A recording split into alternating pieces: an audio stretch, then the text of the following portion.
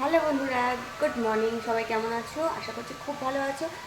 অনেক অনেক অনেক দিন পর তোমাদের সাথে আবার একটা ছোট্টখাটো ভিডিও নিয়ে চলে এলাম। ভাবলাম একটা ভিডিও করি আজকে। কেন করি? কেননা আজকের আমি বাজারে গেছিলাম। বাজারে একটা দুর্ঘটনা ঘটেছে, যদিও যা কে এসে গেল, দাঁড়াও একটুখানি অপেক্ষা করে আসছি। হ্যাঁ, তো যেটা বলছিলাম, ও আমাদের দুধ এসছে তাই। তো আজকের একটা দুর্ঘটনা ঘটেছে, তো সেই জন্য একটু বাজারে লেট হয়েছে। এখন তোমাদের বাজে কটা বলো তো? 9:10 বাজে।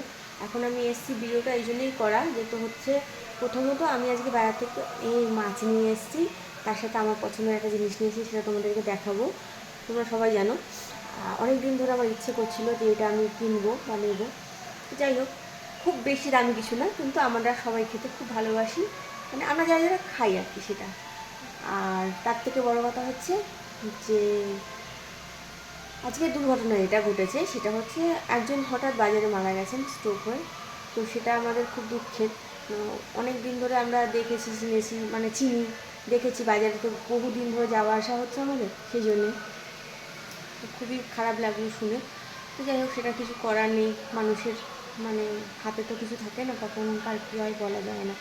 তো এটা দুঃখের বিষয়। আর আনন্দের বিষয় হলো যে আমি আজকে অনেক রকম মাছ টাছ এনেছিলাম, তাই ভাবলাম যে তোমাদের সাথে একটু শেয়ার করি। কিন্তু আমার বাড়িতে না ডিউটি, মানে আমি তো বাড়িতে দেখলাম রান্নাবান্না করি না, যা আনি ডিউটি এখানেই আনি, আর এখানেই রান্নাবান্না হয়।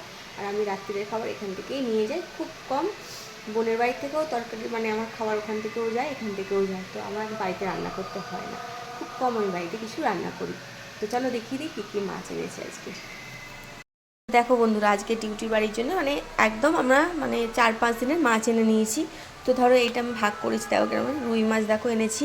আজকে খুব কমে পেয়েছিলাম, খুব ভালো রুই, মানে এটা কাতলা রুই বলতে পারো, একটু বড় আর কি। এটা আমাদের আজকে রান্না হবে, এটা আমাদের কালকে রান্না হবে, এটা আমাদের পরের দিন রান্না হবে। তো এরকম ভাগ করে রাখতে হয় আমাদের বাড়িতে, সবারই বাড়িতে এরকম ফ্রিজ থাকলে ভাগ ভাগ করে রাখা ভালো।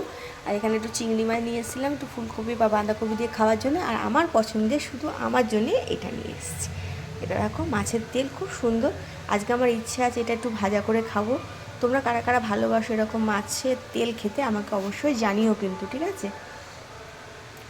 আর এটাই হচ্ছে আমার খুব পছন্দের একটা জিনিস, যেটা আমি খেতে খুব ভালোবাসি আর খাইও, ঠিক আছে? তো